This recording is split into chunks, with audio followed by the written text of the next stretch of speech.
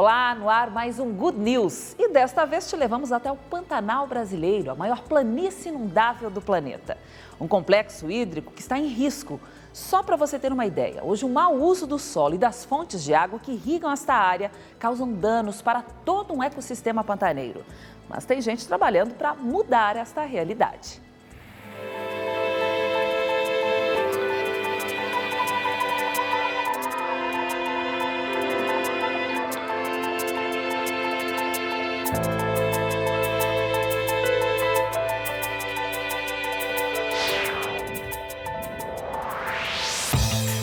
Olhos atentos miram a próxima vítima. Enquanto lá do alto, o casal de Tuiuiu investe no futuro da espécie e observa o que acontece logo abaixo.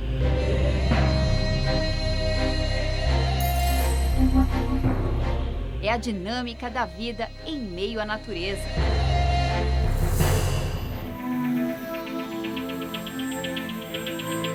Estamos em Poconé, no Mato Grosso, uma das portas de entrada do Pantanal brasileiro. Justamente aqui, neste cenário, encontramos um outro personagem fundamental para a manutenção de toda essa cadeia. Ela vem tão robusta quanto a onça pantaneira, dita o ritmo da vida por essas bandas e ainda é capaz de abraçar uma imensidão. Seu nome? Quem dita a vida no Pantanal é a água. Pantanal é água e água é Pantanal. Glauco é coordenador do programa Água para a Vida, da ONG WWF Brasil. À sua frente, um dos trechos do rio Cuiabá. Por ele passa parte dos 30% da água que irriga a planície pantaneira. E para conferir de perto como este elemento influencia na vida animal e do homem ribeirinho, nada melhor que uma volta de barco.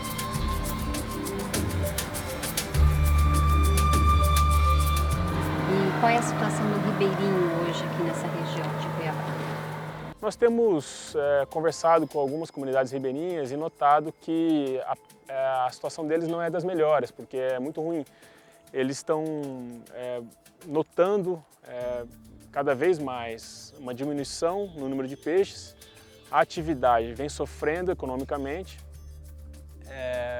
as leis e as políticas públicas para o Estado não olham para o pescador tradicional, pescador ribeirinho, então eles estão infelizmente desprotegidos, então cada vez mais sofrendo com esse decréscimo dos estoques pesqueiros e sem alternativas econômicas para se desenvolverem. É o caso de seu Antônio, pescador desde os 14 anos. O senhor veio de uma família de pescadores? Isso. Pai pescador? Nascemos e criamos na beira do rio. Hoje, com 42 anos, seu Antônio traz para o rio filho, irmão e sobrinho. Mas, segundo ele, este Cuiabá mudou muito nas últimas décadas. Eu pescava menos e pegava mais, né? Porque tinha mais peixe no rio. Nós saíamos do porto e atravessávamos muito do outro lado do rio. Hoje não, aí nós temos que pegar uma embarcação desse aí e morar nele para levar alguma coisa para casa. Encontra algum cardume, mas é pouco, não é igual que antigamente, que era fora no rio, né? Por quê? Devido à água, né? Faltou água, não tem peixe. E na opinião do senhor, por que está faltando a água? Acontece que o Pantanal, começaram a mexer nele, só destrói. E isso a culpa cai no pescador, mas não são pescador, é essa furna que a turma faz. Então arrebenta com nós. Nós não precisava descer de lá de onde nós moramos, nós vamos. E nós vamos até na Barra do Paraguai. Seu Antônio fala da barragem construída há 14 anos no Rio Manso, um dos afluentes do rio Cuiabá. E passou uns 4, 5 anos que quando eles montaram a barragem, estava pegando um pitinho, eles abrem a comporta e soltam água. Aquela água vinha até espumando, o peixe de um dia para outro sumia. Mas isso aí um pescador igual a nós fala, os caras estudaram lá em cima, falam, isso aí é um besta, não sabe o que está falando. É assim que funciona. E nós vivemos no rio aqui dentro 24 horas, nós sabemos até o dia que vai chover, senão tem previsão na televisão. Barreiras que mexem com o fluxo da água e da vida por aqui. Porque uma barragem ela passa a controlar artificialmente um processo que era natural antes. Então ela libera a água no tempo errado e na quantidade errada. Então isso gera um problema também, porque as espécies elas estão muito conectadas com esse pulso natural de inundação, de cheias e vazantes, e a barragem então gera esse problema. O Brasil, 70% da energia que é gerada no Brasil, ela vem de fontes hidrelétricas. Isso por um lado é bom, porque é uma energia limpa de uma fonte renovável. Por outro lado, a gente tem que olhar com muito cuidado as boas e as más barragens. Quando eu digo boas, são barragens que têm um potencial de geração alto com menor impacto socioambiental. As más barragens são aquelas que têm uma geração de energia muito pequena que não justifica o alto impacto socioambiental que ela causa. Então, infelizmente, esse exemplo da barragem que nós temos no Rio Manso, ela gera apenas 210 megawatts e causa um impacto sobre a pesca e o seu potencial de pesca.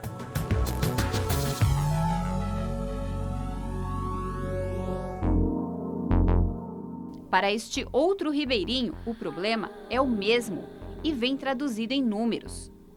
Nós éramos 9 pescadores, nós pegávamos uma caminhonete F4000 de peixe por semana para levar para o mercado de peixe em Cuiabá. Que isso dá mais ou menos em quantos quilos por semana? Dá uns 500 a 600 quilos nosso pescado. Nós éramos 9 pescadores, família. Né? Hoje, se pegar todo pescador daqui dessa área, não pega 200 quilos por semana de peixe.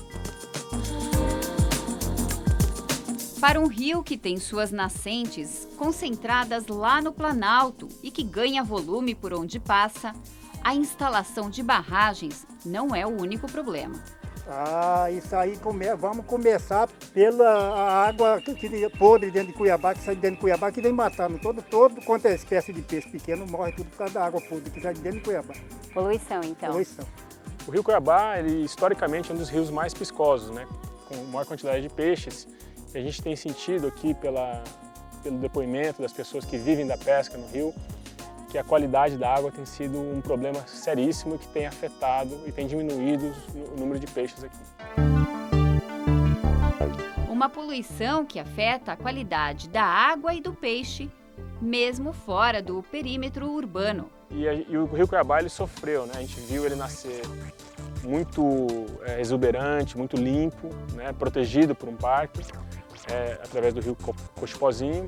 Ele recebeu uma descarga muito grande de poluentes pela cidade e aqui no Pantanal, que é uma área protegida, que você olhando aparentemente está muito bem protegida, a gente percebe já os efeitos dessa poluição que vem carregando desde a cidade de Cuiabá.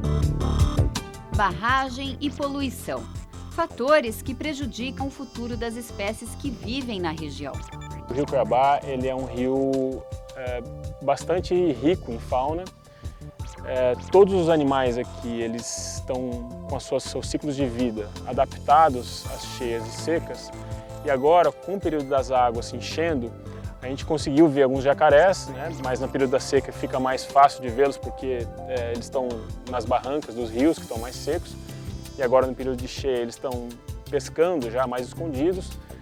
Os peixes também, nesse período de cheia, eles começam a voltar para o canal principal, né? Eles estavam nas baías, nas lagoas, eles começam a vir para o canal principal. E as aves, elas acabam ficando menos visíveis, porque elas aproveitam o período da seca para pescar naquelas lagoas rasas que ficam, né? Os pequenos peixes, as larvas, mas agora, quando as águas começam a encher, elas saem e ficam só os peixes que são mais pescadores de mergulho, né? Como os biguás, as biguatingas e os martim pescadores. Agora, olhando esse rio aqui, o que ele representa para o senhor? Olha, vou falar sinceramente, eu representa tudo para mim, porque eu vivo aqui, né? Representa tudo para mim. A água é tudo, para o peixe como faz para o ser humano. Né? E se durante o dia a vida animal surpreende, à noite ela é ainda mais interessante. O jacaré fica imóvel à beira-rio e disfarça, mas logo é denunciado pelos olhos brilhantes. Mas também precisamos ficar atentos aos detalhes. Assim, estática, a cobra torniqueira passa fácil por um galho de árvore. Bom mesmo é ficar lá em cima. Olha lá a garça africana, uma das maiores da espécie.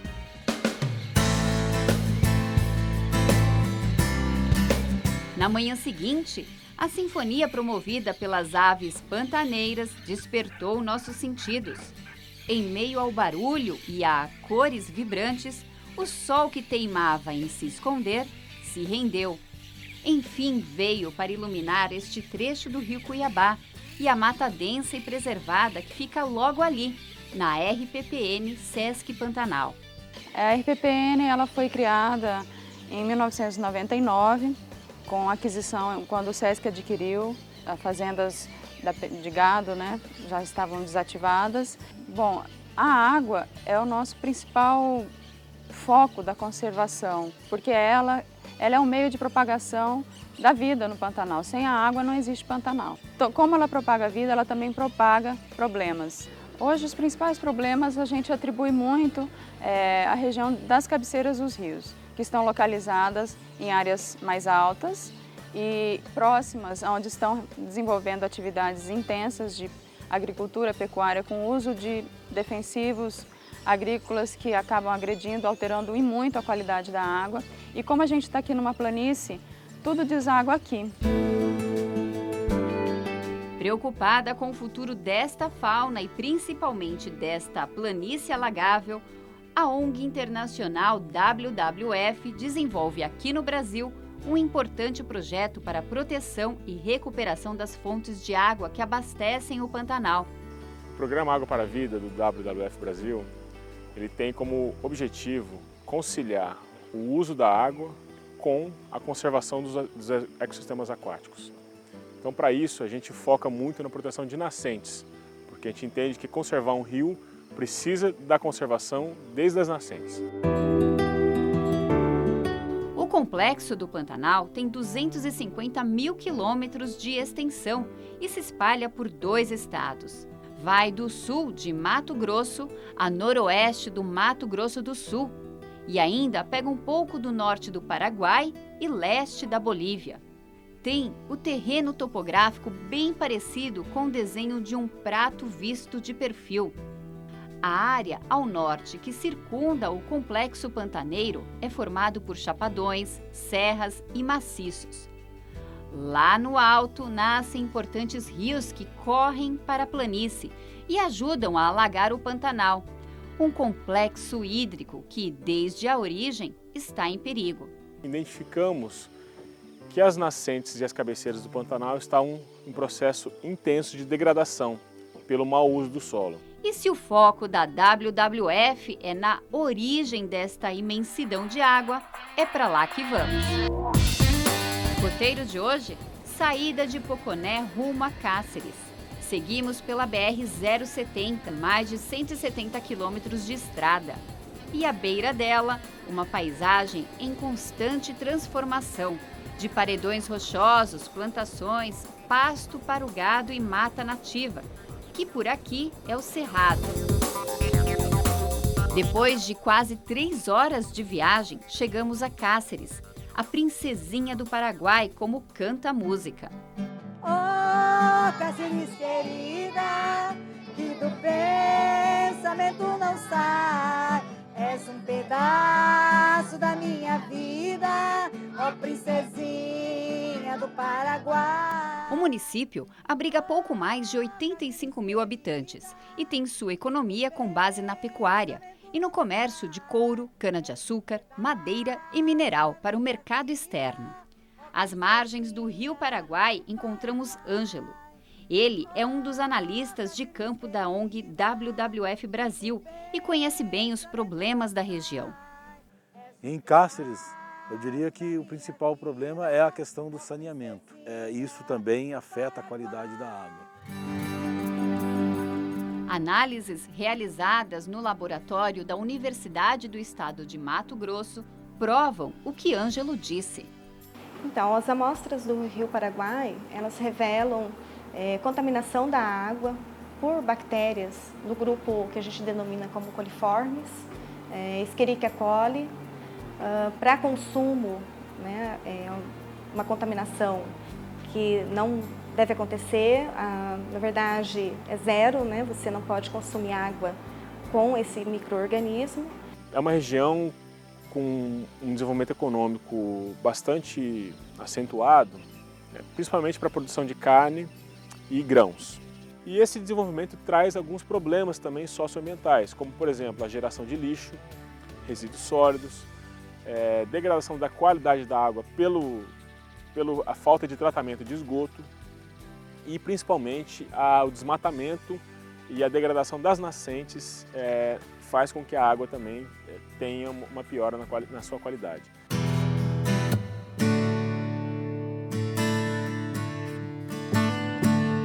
Mas tem gente trabalhando junto à WWF para mudar esta realidade. Olhos atentos à lição de hoje, chegamos no meio da aula. Na plateia, alunos e professores de escolas ribeirinhas de Cáceres vieram para ouvir o que este homem tem a dizer. Aqui na varanda da própria casa, Isidoro Salomão fala de preservação e conservação. Aqui na cidade, então, nós trabalhamos essa questão de educação popular ambiental com escola, né? E por que trabalhar com crianças? Criança, nós acreditamos que a partir de algumas crianças, 10 crianças nós vamos atingir 500, 600 crianças numa escola. A partir dessas 500, 600 crianças nós vamos atingir os pais, né? Por exemplo, ali nós estamos agora trabalhando com as crianças que estão bem à beira do rio, né? Nessa escola bem à beira do rio. Então, quer dizer, através dele, ele chega em casa e fala, olha, eu estava lá no Salomão e ele falou isso, isso e isso. Então, tem dado resultado. No Pantanal, nós temos um lençol freático muito perto da flor da terra, vocês sabiam? Então, nós temos, por obrigação, a cuidar muito do esgoto de nossas casas, né? Porque onde tem uma fossa, a gente joga lá as fezes nossa, né? E aquilo lá infiltra na terra e vai poluindo a terra que nós estamos, né? Então nós temos hoje, né, uma proposta para o Pantanal nova de fossa. Então aqui é simples, olha, vocês têm que aprender porque até na casa vocês dá fazer, não tem muito gasto não. Cáceres está na passagem do Cerrado para o Pantanoso, né? Então está numa área ainda mais estratégica, né? Tanto que muita gente chama de Portal do Pantanal. Aqui então passa, né, o que vai ter lá para baixo e o que vai ter lá para cima. Por isso nós fazemos trabalho daqui até a nascente do Paraguai e nós hoje atingimos mais de 17 municípios dessa região, né, todos que estão à margem do Rio Paraguai, trabalhando então a organização, a mobilização desse povo em defesa do Rio Paraguai. Cáceres e outros 24 municípios localizados na chamada Caixa d'Água do Pantanal e responsáveis pelas principais nascentes que regam o Rio Paraguai e ajudam a alagar a região pantaneira, estão na mira do Pacto em Defesa das Cabeceiras do Pantanal. A proposta, criada pela ONG WWF Brasil e parceiros, tenta reunir poder público, setor privado e sociedade civil para que juntos debatam ideias, estabeleçam metas de conservação e encontrem soluções para os problemas que colocam em risco todo um complexo hídrico, a Bacia do Paraguai. Cáceres é um município que é um dos principais municípios desses 25, porque ele é um dos maiores e que recebe toda essa água, né? Todos esses problemas, porque Cáceres fica abaixo, né? Fica jusante desses rios e tem uma enorme mobilização social em Cáceres, né? Uma riqueza popular ali, uma mobilização popular que tem uma coalizão de mais de 300 instituições que estão trabalhando na defesa do Rio Paraguai. E se você pensa que a atividade de hoje acabou por aqui, está bem enganado. A bordo da Chalana é Wanda quem segue com a aula, só que desta vez é na base da música. Uma parada estratégica. A expedição em terra firme tem um propósito. Então, nós vamos descer aqui com cuidado. Aqui é um pesqueiro, tá? E nós vamos ver como que é um pesqueiro. Mas a gente vai olhar lá, não só se o cara pega peixe, não, olhar o tanto de lixo que ele deixa. Deixamos as crianças explorando o pesqueiro para ouvir a história deste ex-padre que largou a batina para hoje se dedicar à causa ambiental. Eu comecei a trabalhar, a partir dessa formação, comecei a trabalhar nessa região. E aí começamos a ver que no Pantanal nós precisávamos trabalhar com meio ambiente, né? Tudo isso que está ao nosso lugar. Chegou o momento que, mesmo dentro da igreja, eu comecei a dar problema para a igreja. Né? Porque a igreja me formou para celebrar a missa, né? E eu ia muito além da missa, né? Fora da igreja, Salomão liderou um movimento pelo Rio Paraguai em oposição ao projeto de fazer dele uma hidrovia. E por que não querer uma hidrovia aqui? Então, para nós e para todo mundo que pensa, né, sabe que esse rio não comporta uma hidrovia. Por quê? Uma chalana desse tamanho tem vezes que já encalha no rio. Né? Quanto mais uma embarcação de 200 metros, né, com peso, com não sei quantas toneladas. Né? O desenho da hidrovia Paraguai-Paraná veio assim, chegou para nós, né, um mapa, né, com uma retona que ia fazer daqui lá na saída dos morros, lá no fecho dos morros, né, uma retona que ia cortar as curvas do rio e fazer um corredor para se passar essas lanchas. Isso vai secar, né, a fonte de vida dos peixes, né, que é as lagoas, né, vai baixar o nível freático do rio, do Pantanal, né, vai tirar tudo isso, vai escorrer a água. E como o Pantanal é um terreno arenoso, muito sensível, provavelmente isso se torna deserto com muita facilidade em muitas áreas do Pantanal. E falando em protagonistas, parece que a criançada aprendeu a lição. Então, o que a gente precisa fazer para que amanhã tenha peixe, para que amanhã tenha rio? O que precisa ser feito? Não poluir o rio. O Rio Paraguai, queira ou não queira, é a veia, né, é o sangue dessa região. Né? E além de ser o sangue, é também a beleza. Viva o Rio Paraguai! Viva! A exemplo do que acontecia em Cáceres, no assentamento Laranjeiras, a comunidade local também estava preocupada com a qualidade ruim da água.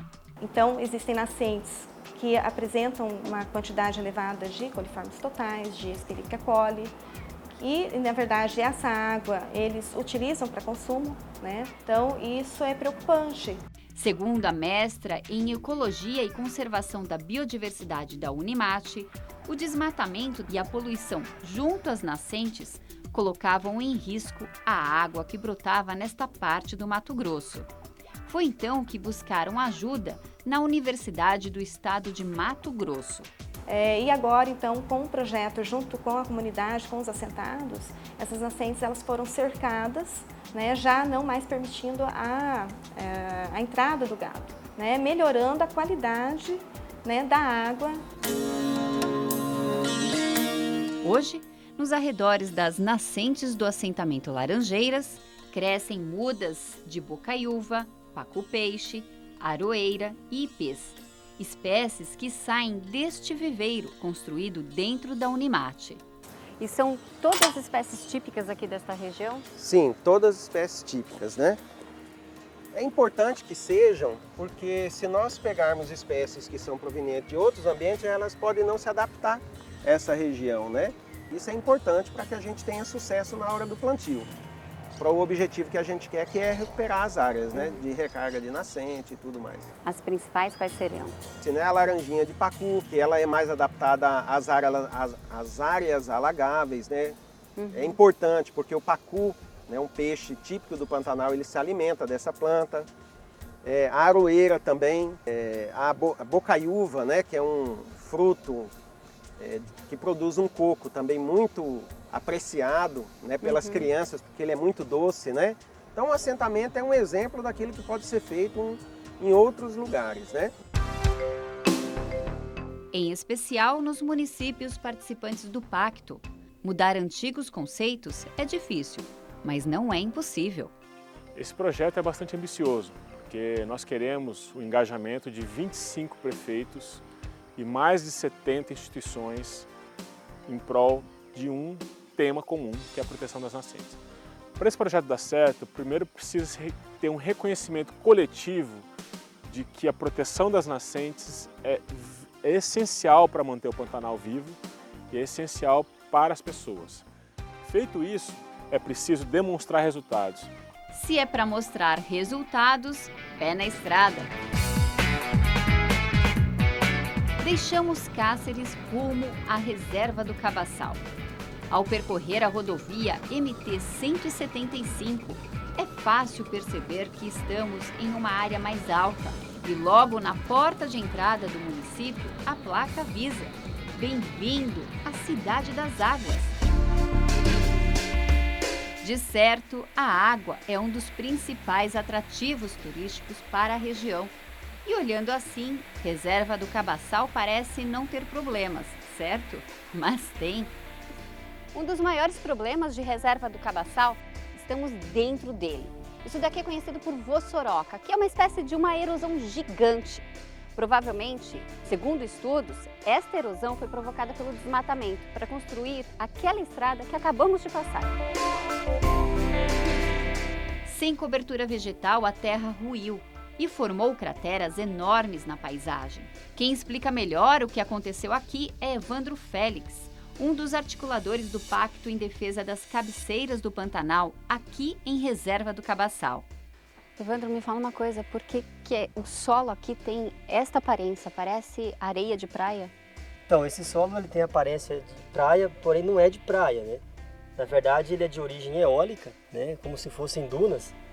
Durante o período da última era glacial, aí, provavelmente eles se formaram, a parte de Planalto Central próximo aos trópicos, elas se ressecaram, né? Então, por isso que é uma areia fininha, muito redonda.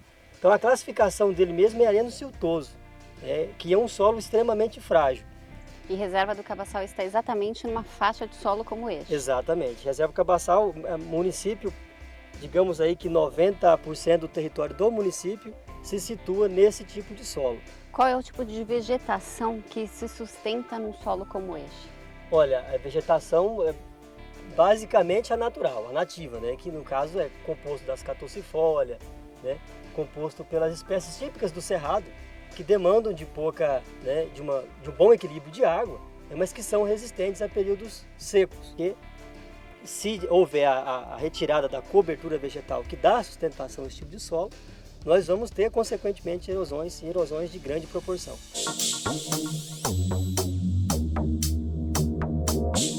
Para tentar conter o avanço dessas fendas e reverter os estragos, aqui mesmo, em Reserva do Cabaçal, começou um trabalho de recuperação inédito, ou melhor, inusitado. Vamos lá visitar a área de recuperação? Vamos chegar aqui. Diante desta imagem de pura degradação, técnicos, engenheiros e comunidade lançaram mão da criatividade. Construíram barragens feitas com bambus e depois aplicaram substratos orgânicos para potencializar o solo. Para permitir com que hoje essas espécies que estão crescendo, elas tivessem um conteúdo mínimo de matéria orgânica para se manter. Um acúmulo de energia aí para que ela se sustentasse, suficiente para que a planta cresça. Bem, até aqui nenhuma novidade, certo? Mas presta bem atenção a esta imagem. Redes confeccionadas pela comunidade ajudaram a fixar os substratos e as mudas nos barrancos. Onde o talude, né, o barranco, digamos assim, era maior, fixava-se as redes, fixava a matéria orgânica e já plantava a muda. Lá embaixo seria o fundo da vossoroca, igualzinho ao que nós acabamos de visitar. Exatamente. Que já está toda reflorestada, né? E aí essa parede aqui estava igualzinho àquela outra, é isso? Exatamente igual àquela outra. Depois de 2 anos, o resultado é de encher os olhos. Antes era impossível ver água brotando do jeito que brotava, mesmo no período chuvoso. A gente via apenas uma pequena lâmina d'água sobre uma areia. E a quantidade de água aumentou consideravelmente. Uma pequena fonte de água, porém de enorme importância. Então, essa água, né, essa que nasce aqui, ela vai desaguar no córrego Draceno, que é esse que a gente ouve o barulho dele no fundo. E esse, por sua vez, vai desaguar no Rio Cabaçal, que vai desaguar no Rio Paraguai, né, que vai formar a bacia do Pantanal. Então a vossoroca aqui não é mais problema? Não é mais problema. E Ivan, é um trabalho de formiguinha e que não é feito por uma formiga só, né? Não. A comunidade ajudou? A comunidade participou. Neste bairro popular de Reserva de Cabaçal, encontramos uma dessas formiguinhas. Andréia fez parte do grupo de voluntárias que trabalharam na confecção das telas de crochê. Andréia, quando o pessoal chegou aqui com a ideia de fazer redes de crochê para aplicar nas encostas para evitar a erosão, o que você achou? No começo, assim, nós ficamos meio na dúvida, mas aí na hora que nós fomos lá, né, e já para fazer um teste com uma rede, nós animou mais, que deu para ver que ajudava bastante. E cada rede tinha que ter um tamanho? Todas bem grandes, né? Quanto maior, melhor. Além de confeccionar as redes, ela e outras 15 mulheres também participaram do mutirão de replantio de mudas. Esquadrina, a gente forra no chão, aqui fica a estaca, né? Aí planta as plantas delas, que vai nascer logo, aquelas rasteirinhas. Com uma semana já pode ir lá que já tem alguma coisinha verde, começando a tecer também, né, no caso. Que aí a natureza vai tecendo junto, que vai entrando por baixo, por cima e vai segurando. As redes confeccionadas por estas mãos ajudaram a recuperar mais de 12 hectares de terra, de verde e o futuro da comunidade. E a sensação quando você vê a rede ali aplicada em cima da terra? Olha, é muito gostoso ver a gente poder ajudar nessa parte também, né? Que até para os meus filhos meus também, eles chegam lá e falam, minha mãe fez essas redes aí, viu? Isso pode mudar o futuro dele? Claro.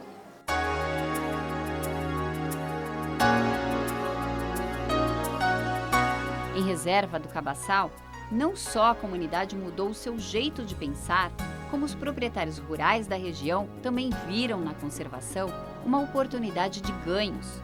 O dinheiro arrecadado com as multas ambientais aplicadas no município agora serão destinados para o PSA, Pagamento por Serviços Ambientais, uma novidade na região. Esse exemplo aqui tem sensibilizado proprietários rurais a já tomarem iniciativas e fazerem eles próprios a sua recuperação. Porque eles estavam vendo que eles estavam dando um tiro no pé, quer dizer, ao não manejar direito o solo, ao perder solo, eles estavam perdendo capacidade de produção. Um trabalho que nasceu de um querer comunitário e agora serve de modelo para os outros municípios, em especial aos participantes do Pacto pelas Nascentes do Pantanal. Então, nesse projeto, nós conseguimos, desde 2010 até 2014, nesses 4 anos, recuperar 12 nascentes numa área de 12 hectares. Nesse período, nós também treinamos 6 técnicos rurais, empregamos 20 pessoas nesse processo de restauração e reduzimos mais de 1 milhão de toneladas de sedimentos para o rio.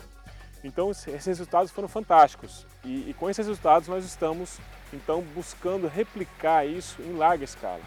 Então, esse é o trabalho que foi a semente que hoje constitui o Pacto em Proteção das Cabeceiras do Pantanal. Porém, para se colocar em prática projetos coletivos de conservação, é preciso, além da conscientização, de recursos financeiros. Desafio para este homem. Dario Carniel é secretário executivo do Consórcio das Nascentes do Pantanal e tem uma difícil tarefa. Ainda nós temos a carência desde da qualificação, da mão de obra, né? Mas principalmente dos recursos financeiros para que isso possa acontecer. Então, na verdade, o papel nosso dentro do consórcio com relação ao pacto, com certeza, é um papel de articulador aqui dentro desses 14 municípios. Falando com os secretários de meio ambiente, falando com os secretários de agricultura, falando com as empresas e trazendo as instituições para que também façam parte dessa ideia. É muito fácil você promover uma degradação. Agora, a recuperação, ela custa caríssimo. Hoje, o Pacto em Defesa das Cabeceiras do Pantanal está na fase de coletar adesões, ou seja, colocar poder público, empresas, proprietários de terras, comunidades e instituições no mesmo barco e oficializar esta união, para que trabalhem juntos na recuperação e proteção dos ambientes em risco. Sempre digo assim, que a água é o nosso bem maior que nós temos na região, né? Então, com ela, nós temos futuro. Sem ela, não existe futuro.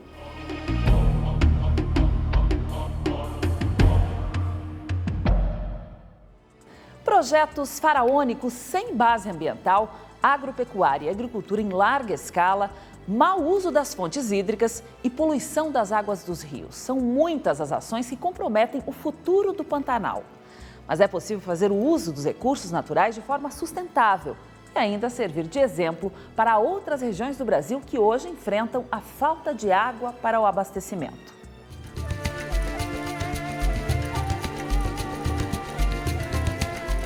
Tanto de estrada de terra, asfalto e mais terra, chegamos em Tangará da Serra. O município tem pouco mais de 92 mil habitantes. Além da paisagem com pouca cobertura natural, há um outro fator que coloca em risco a água que brota por aqui. As nascentes, elas estão distribuídas, então toda essa área onde a gente vê os buritis, são áreas úmidas, que são áreas de nascentes. Essa é uma característica, inclusive, da existência de buritis. Então, as nascentes, elas estão nessa região e aqui já há uma acumulação em função da estrada e a passagem se dá através de um bueiro por baixo. Décio é presidente do Comitê da Bacia do Sepotuba, região onde está localizada Tangará da Serra, e também parceiro do trabalho de conservação e recuperação das nascentes do Pantanal. E quais são as maiores ameaças a essas nascentes que estão localizadas bem aqui? Principalmente a falta de conservação de solos no entorno, para proteger essas áreas. Essa estrada, ela é um problema, porque aqui nós temos o carregamento de sedimentos, tá? Tanto para cá como para essa margem, e também o carregamento de produtos químicos, agroquímicos, que são utilizados nas lavouras aqui do entorno. Saneamento dentro e fora da área urbana e tratamento de esgoto são tarefas do setor público. Porém, a conservação do solo começa aqui, no campo.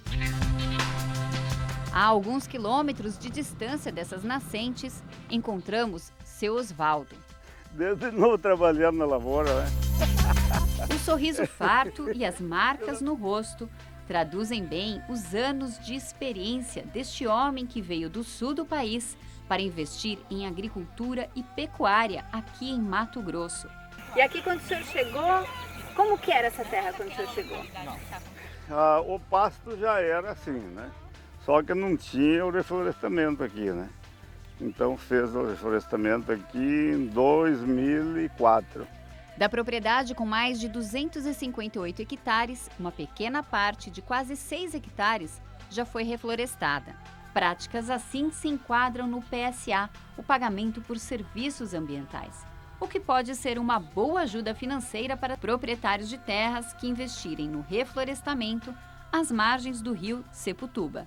É bom porque ajuda para conservar, para não dar erosão na beira dos rios, né? Um replantio que aqui contém a erosão, mas segundo esta bióloga e doutora em ciências florestais da Unimate, tem uma importância bem maior. Das 7 grandes bacias, 8 grandes bacias do Brasil, 3 estão aqui. As nascentes de 3 estão no Mato Grosso. Eu falo que aqui no Mato Grosso, a água só vem do céu. Não tem de outro lugar para a gente tirar água. Porque nós somos nascente. Nós é que mandamos água para outros estados. Bem, já deu para perceber que tudo está ligado. Mata ciliar, propriedades privadas, reflorestamento, lençóis freáticos, nascentes e córregos. Tudo isso ajuda a aumentar o fluxo de água necessário para este espetáculo aqui. A Cachoeira Salto das Nuvens, no rio Sepotuba. E compreender que o proprietário rural, ao conservar o solo, ao conservar a mata ciliar, ao conservar, enfim, a propriedade de maneira geral, ele está prestando um serviço ambiental, porque ele está garantindo água para um conjunto da população, seja aqui de Tangará da Serra ou seja das grandes cidades brasileiras. Essa é exatamente a conexão que a gente tem que fazer com hoje, o que vem acontecendo, na realidade, com a crise de São Paulo, por exemplo. Conservar água em qualidade e quantidade é para todos os usos, não é só para quem é ambientalista. Todos nós precisamos de água.